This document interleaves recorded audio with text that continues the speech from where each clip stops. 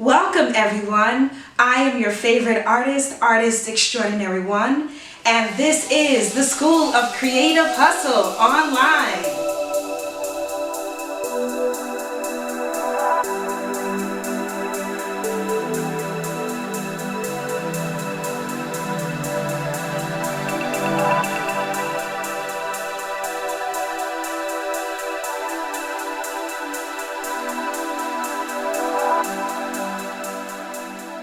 Alright, this is it, the moment you have probably watched this whole series for. How does she do it? So, in this last stage, here is your thread, your string, here is your knots, 50 inches long, okay? Here is the loop. And what I'm gonna do is start with my beading needle, and there's a tiny little hole. So I'm going to take my threader and I'm going to stick it through the hole because it will collapse and go inside. Okay, so now that's through. I'm going to put it down for 1 second, and to avoid tangles with my thread like that happened last time, I'm just going to get a piece. I'm going to take a piece and cut it ahead of time. So I'm going to take a piece, maybe it's like, I don't know, maybe it's like 8 inches long. You can make it longer. Don't make it too short though, it'll be really hard to tie. So you can't really see that so well. But yeah, here's the string. And so what I'm going to do is take one end of this thread, right? And then here's my threader. Okay, so you see that? Here's my needle. Here's the threader going through the eye of the needle. I'm going to stick this through this kind of giant hole actually. It's not small at all, it's giant. So I'm going to carefully stick this through. Strings do funny things. Okay, so I got it through, right? Okay, and I'm going to hold it here. And then I'm going to pull it through the eye of the needle. Back through the eye of the needle. There, okay?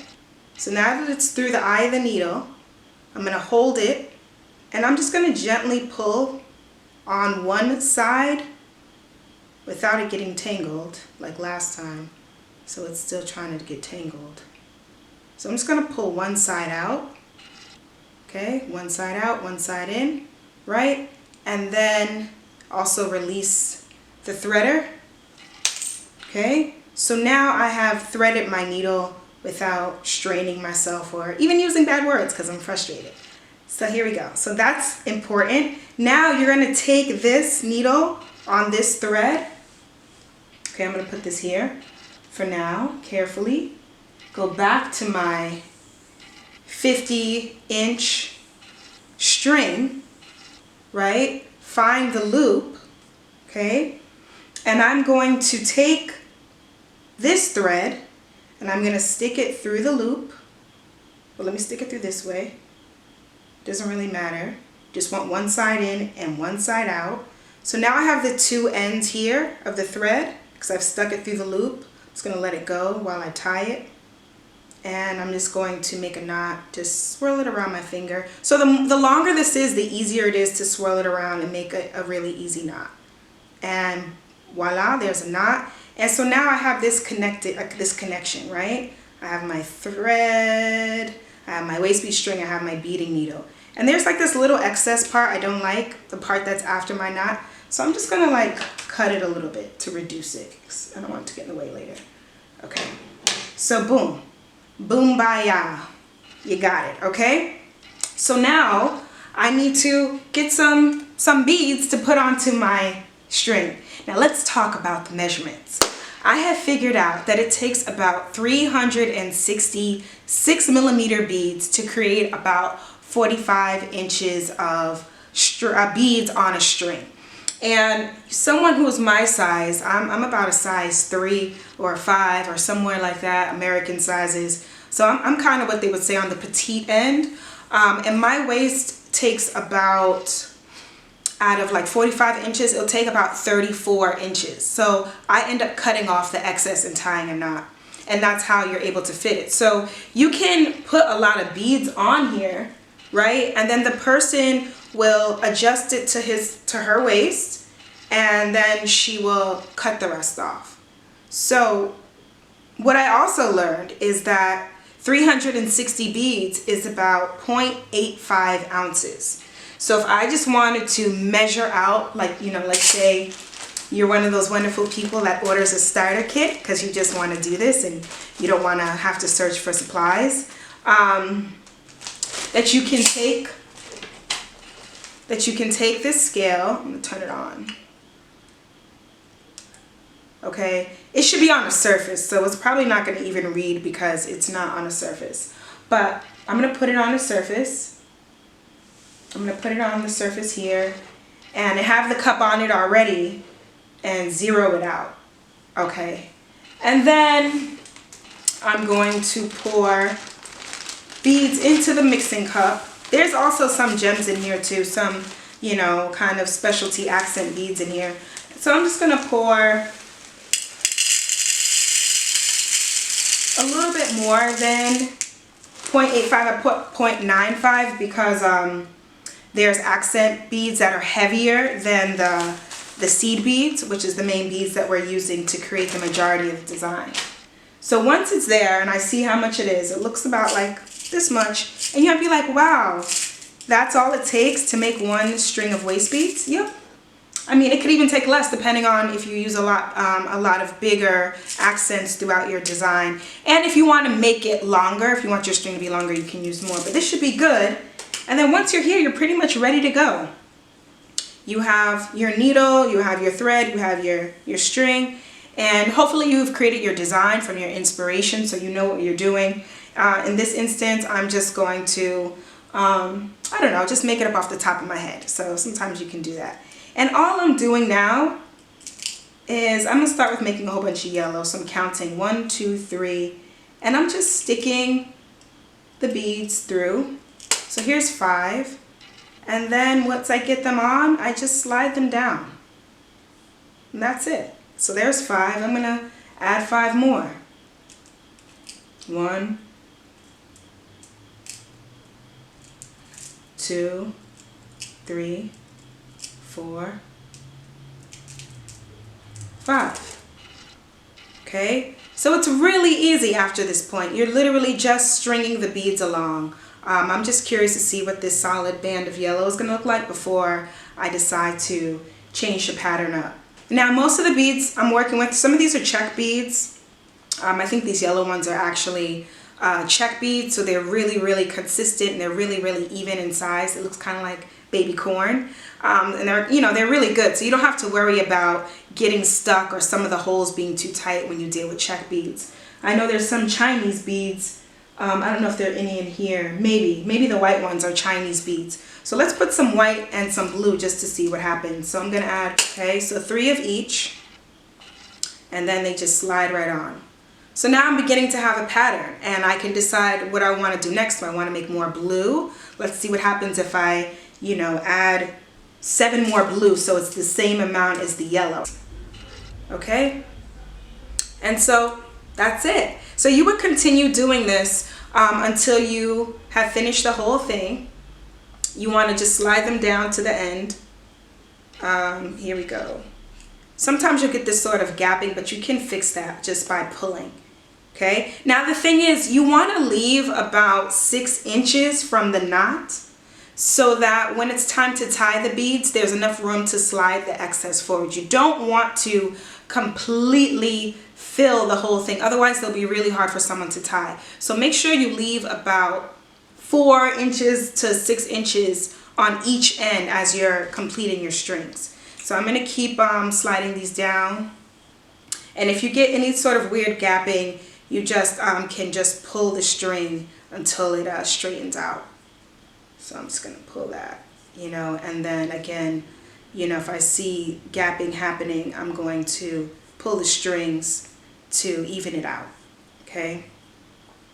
And keeping these beads tightly together. So basically, this is how it goes. You just keep repeating this process until you finish. And then once you get to the end, let's say you get to about here, you want to again leave 6 inches so that when you make that last knot, you make it as close to the edge, and then you will cut off this this string here. So if I had done this whole string, and I'll actually get a string to show you, you cut it off. So let me do that right now. Let me show you what it looks like, and then how you would go to fit them and put them on. Okay.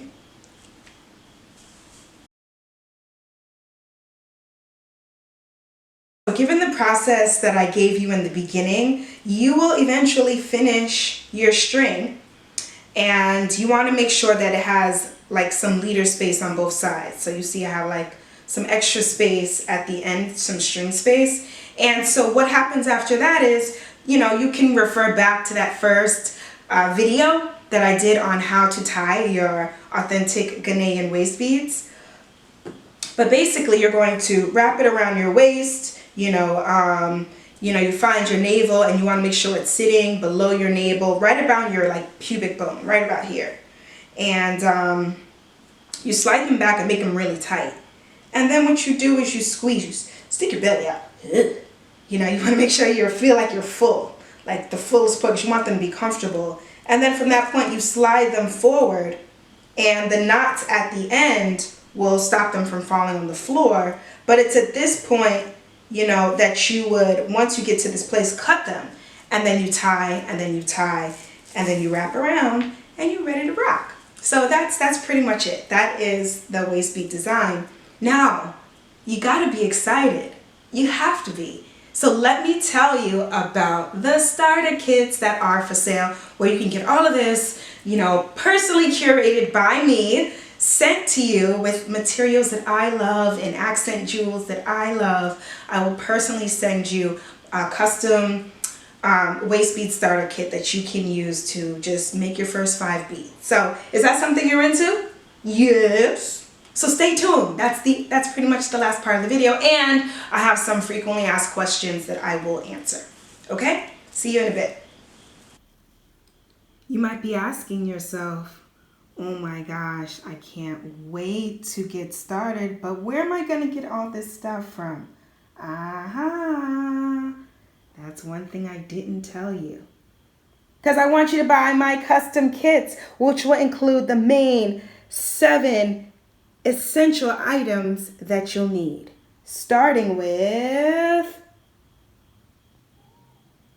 a threader, a beading needle, 5 pre-measured strings of mercerized cotton 100%, some thread pre-cut for you, a mix of Czech, Japanese, and Chinese 6mm seed beads, this handy dandy mixing cup, and a beading blanket. There also will be some accents inside of your bag that you can use to accentuate and create statement pieces. But this is what you will look forward to. A starter kit custom made and curated by me for you to begin your waist bead journey. 10 will be available. All you need to do is go to the School of Creative Hustle's gift shop on Etsy, which is Culture Candy Gift Shop. I'll send the link down below, and you can scoop up one of these limited edition 10 starter kits. If enough people show interest, I'll make more available. But for now, this is my gift to you so you can just jumpstart your waist bead journey.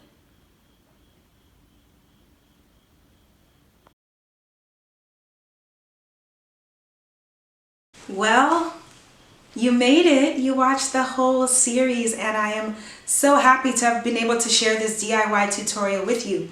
So what I want to do, a big part of the School of Creative Hustle is teaching the business between art and business. So I just taught you something artful. Now I want to talk about the business part that can result from mastering this craft. So creating waist beads is really fun. It's really relaxing to deal with the beads and really therapeutic. As you sort through the beads, you can sort through your feelings. But waist beads are also a good thing that you can introduce to other people and make some money from doing so. So places where you can introduce your waist beads should be social and should be places where there's lots of women and they're feeling good about being women. So here's some examples: baby showers, sweet 16s, quinceañeras, girls' night out. You guys can beat a whole bunch of your girlfriends before you go out. Bachelorette parties, slumber parties, pool parties, women's retreats, and even farewell parties. So waist beads are good for you as an individual and for your own personal unique shape, but they're also an experience that you can have with other women as you celebrate your femininity. And that's something that we definitely can use more of in the world that we live in, a celebration of other women's beauty and doing things that foster sisterhood. So by spreading the waist beads, by teaching other women about them, and even beading them, which is like really this nice thing. It's like when someone braids your hair, you know, or puts, you know, your makeup on. Beading one another woman is a way of accentuating her and enhancing her, and so it feels really good, basically, and you can make money. Also, you can think about, if you're a student, you know, using colors that promote your college or, you know, your university or even your high school. If you have social clubs that you're a part of, you can make the waist beads as a celebration of that affiliation.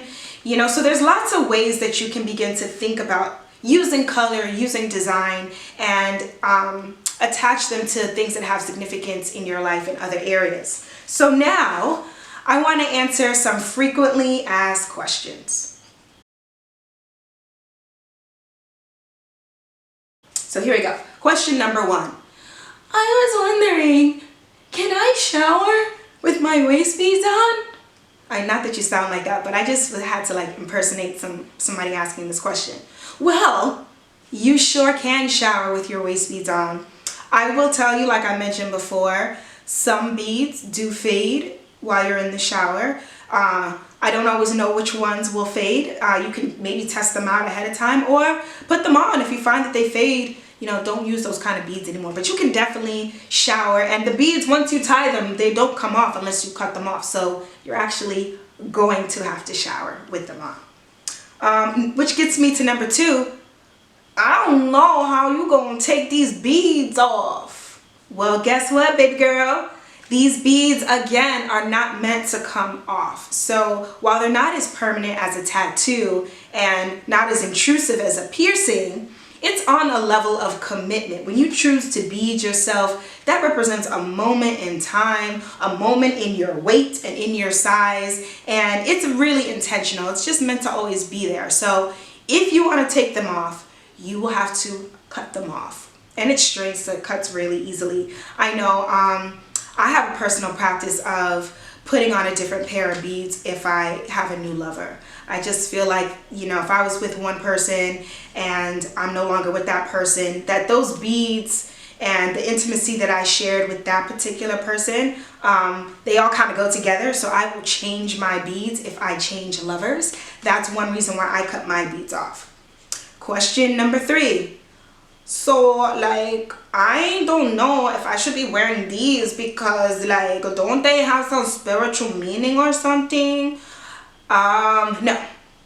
Again, people love to assign meaning to inanimate objects and imbue them with powers because, you know, it's part of faith and belief and make-believe and even imagination. But in reality, these beads are not attached to a specific religion or spiritual practice. As I stated in the history of the beads, they're really about, you know, adorning yourself, making yourself feel good, and tracking your weight. Question number 4. What size bead should I use? Well, you can use a number of size beads. I would suggest that the whole of the 6mm seed bead is about the smallest you'll want to go. But as you include, you know, different jewels and gems and, you know, kind of statement stones to the design, you'll see that you can get bigger beads, you know, and that's not a big deal, in different shapes. So don't feel limited by the seed beads, but know that that's a really good size to start with. And the last question that comes up a lot are, what are the beads' healing properties, or how do I get healing from these beads? Well, healing is a great thing to be thinking about, for sure. We all could use more healing. We all carry scars and bad memories and have had bad experiences. Will these beads do it?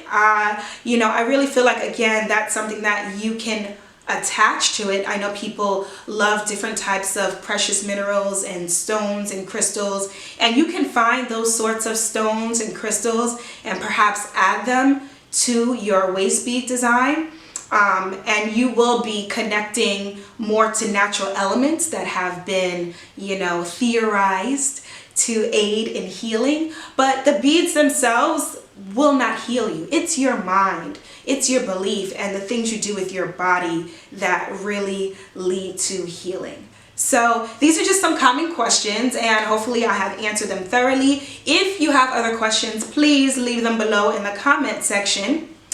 And finally, that's the end. That's it. It's just final. I just would love for you guys to go to patreon.com and support the School of Creative Hustle there. I am so proud to have reached the conclusion of this tutorial.